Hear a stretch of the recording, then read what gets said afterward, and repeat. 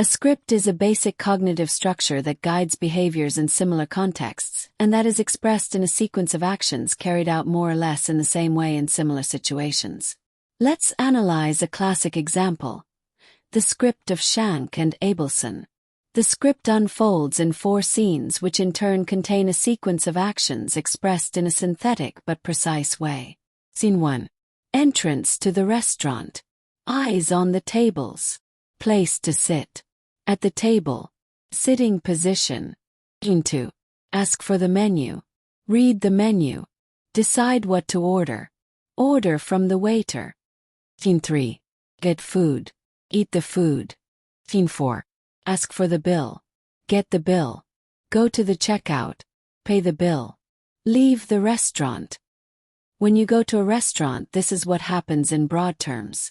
Each of us knows it, expects it, and puts it into practice, whether it is the customer, the waiter, or the owner of the restaurant. However, a script does not limit itself to orienting behavior in daily life, but also has an evolutionary function. It serves to structure the individual's semantic system and to define the conceptual categories with which his thoughts operate.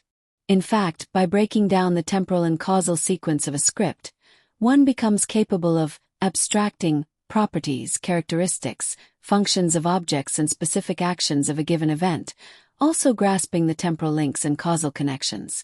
All this has obvious implications both for the growth of the person and for the repercussions on the educational formative level. We appreciate the educational potential of a script through this exercise proposed for a school text. Instructions. Read the diagram on the left that outlines a script of the historical phenomenon we call popular insurrection, and the diagram on the right that recalls 5 crucial moments of the French Revolution. Then write a short text that illustrates the facts, diagram on the right, using the script, diagram on the left. Initial situation. Excessive power of the leader or the ruling class. Abuses, bullying, lack of freedom, discomfort of the people. Intermediate situation. Exasperation of the people, stiffening of the ruling class, police interventions to stifle disagreements, escalation. Final situation. People's revolt, military repression, political upheavals, tragic events with uncertain outcomes. Now read the sequence of events that actually happened during the French Revolution, the transition from absolutism to the claims of the Third Estate, to the storming of the Bastille, to Robespierre, and finally to the phase of the Directory.